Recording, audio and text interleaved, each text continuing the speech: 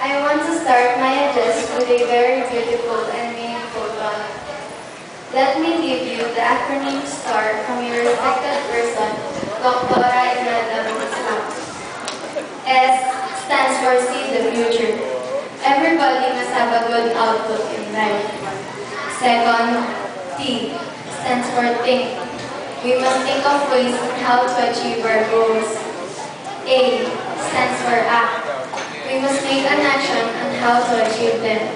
And lastly, R. Remember, we must not forget people who help us in achieving our dreams. And always remember to pray and thank our Lord for the blessings He has been giving us every day. My time here in BKG is very unforgettable because this is the place where I found my true friends. I learned a lot of things inside and even outside the classroom. Here, I was molded, I was built, I was disciplined, and now I am ready and prepared to face another milestone in my life. As what we all know, we encounter different challenges in our lives, and these are the reasons why we give our very best to prove to everybody that we can. In the end, we will surely reap what we have sown. As I stand here before you, I am humbled to give my deepest and heartfelt gratitude. To my parents, thank you for your constant love and support. You serve as my inspiration for achieving this goal in my life. Thank you for raising us to be the persons we have become today. To my dad, Mr. Rick Tanganan, thank you for enduring the difficulties of being away in order to provide us good education and comfortable life. Even if you are not here, you have contributed a lot to what I am now, for helping me solve my assignments. It really helped me a lot. Thank you for all the sacrifices, for being a good father and provider to all of us. To my mom, Ms. Len Tanganan, thank you for giving all your time for us.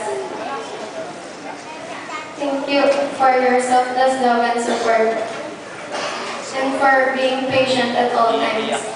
Dad, Ma, I love you so. To our teachers, thank you for loving us like your own children, and for believing that we can. To Ms. Jocelyn Cueco, we all know that we give you stress every time we are in YC and Pasaway. Sorry for making you upset sometimes, but in spite of everything, still, you had not forsaken us. Thank you for bringing out the best in us. To our computer teacher, Mr. Raymond Rapis, sa inyo po namin natutunan na di dapat masira ang tiwala ng isang tao sa inyo. Dahil pag itong nasira, mahirap na itong may balik. Madami po akong natutunan sa inyo sa loob ng 3 taon. Mula grade 4 hanggang ngayong grade 6 na magtatapos na kami sa elementarya.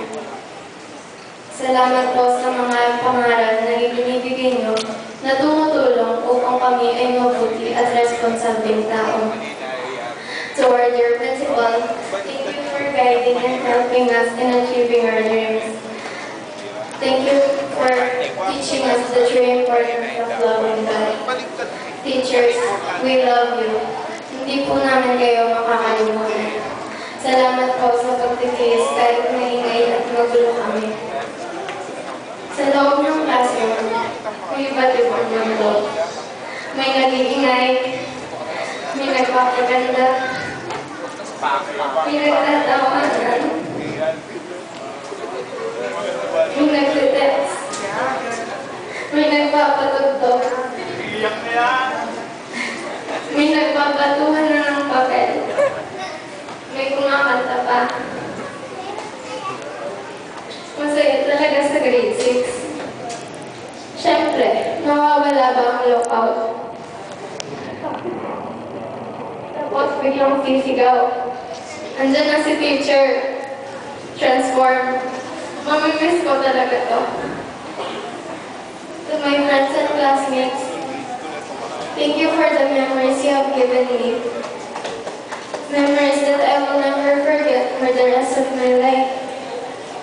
At sa kabila ng iniyakan, tawanan, tampuhan, ansaran, kalokohan, at kulitan, ito tayo ngayon.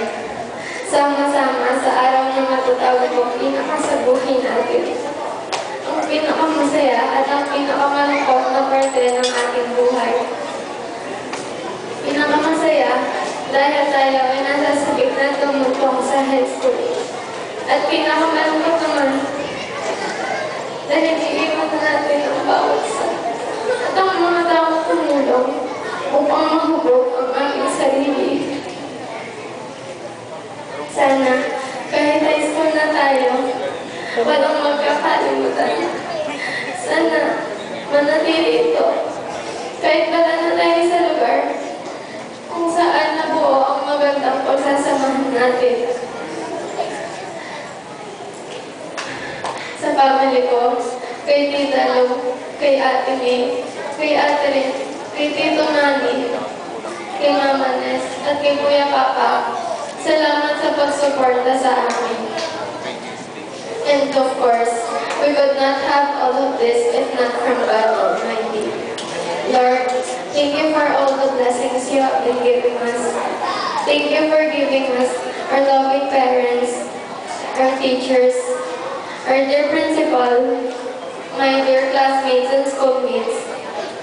Thank you for that. Continue to guide us in every chapter of our lives.